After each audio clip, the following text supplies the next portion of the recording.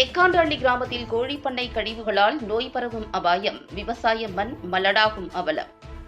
தருமபுரி மாவட்டம் பாலக்கோடு ஒன்றியம் கும்மனூர் ஊராட்சியில் உள்ள எக்காண்டஹள்ளி கிராமத்தில் 35 ஏக்கர் பரப்பளவில் கடந்த 20 வருடங்களாக பிராய்லர் கோழி குஞ்சுகளை உற்பத்தி செய்யும் தனியார் ஹேர்சரிங் நிறுவனம் செயல்பட்டு வருகிறது.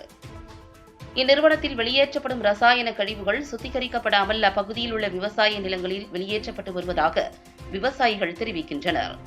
இதனால் அப்பகுதியில் உள்ள விவசாய நிலம் சுமார் 15 அடி ஆழம் வரை பாதிக்கப்பட்டு விவசாயம் செய்ய முடியாத அளவிற்கு மண் பாதிப்படைந்துள்ளதாகவும், மேலும் நிலத்தடி நீர் மாசடைந்து நிறம் மாறி வருவதாகவும், கழிவுநீர் நிலத்தில் தேங்குவதால் ஈக்கள், புழுக்கள் உற்பத்தியாகி துர்நாற்றம் வீசுவதுடன் மற்றும் டெங்கு, மலேரியா போன்ற வைரஸ் நோய் தொற்று ஏற்பட்டு வருவதாகவும், இதுகுறித்து கோழிப்பண்ணை நிர்வாகத்திடம் கழிவுநீரை திறந்த வெளியிலும் விவசாய நிலத்திலும் விடாமல் சுத்திகரிக்க கோரி வலியுறுத்தியும் நிர்வாகம் கண்டுகொள்ளவில்லை என பொதுமக்கள் தெரிவிக்கின்றனர்.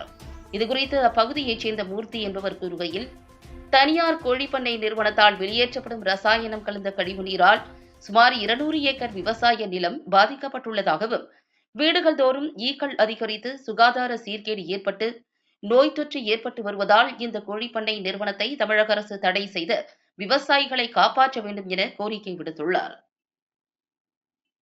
தொகுதி கும்மனூர் ஊராட்சி எக்காண்டஹள்ளி கிராமம். என்னுடைய பேர் மூர்த்தி. இங்க ஒரு 35 ஏக்கரால ஐஸ்வர்யா கோழிப்பண்ணை கிட்டத்தட்ட ஒரு 20 வருஷமா 15 வருஷமா இயங்க வருது. இதனால அந்த கழிவுகள் எல்லாம் இந்த டைரக்டா நிலத்துல விட்டுட்டு இருக்கிறாங்க. அந்த கழிவு விட்டதுனால நிலத்தடி நீர் ரொம்ப கலர் மாறுது, சுகாதார சீர்கேடு, டெங்கு காய்ச்சல், கொசு அந்த ஈங்க தொல்லை வீட்டுக்கு வருது. விவசாயமும் பாதிச்சிருச்சு. எந்த விவசாயமும் பண்ணல. இங்க பாத்தீங்கன்னா நிலத்துல புழு வச்சுன்னு அந்த தண்ணி டைரக்டா கலந்ததுனால விவசாயம் பூரா பாதிச்சிருச்சு. இதனால தமிழ்நாடு அரசு, தமிழ்நாடு முதலமைச்சர் இதை இந்த ஐஸ்வர்யா கோழிப்பண்ணை முழுசா தடை செய்யணும். அப்பதான் 200 ஏக்கராக்கு மேல விவசாய நிலம் பாதிச்சிருச்சு. நிலத்தடி நீரே பாதிச்சிருச்சு. கலரே மாறுது. குடிக்கிற தண்ணியில போர் தண்ணியில 1000 அடிக்கு போர் போட்டாலும் 1000 அடி போர்ல தண்ணி டைரக்டா கலக்குது. அதனால சுகாதார சீர்கேடு ரொம்ப பாதிச்சிருச்சு.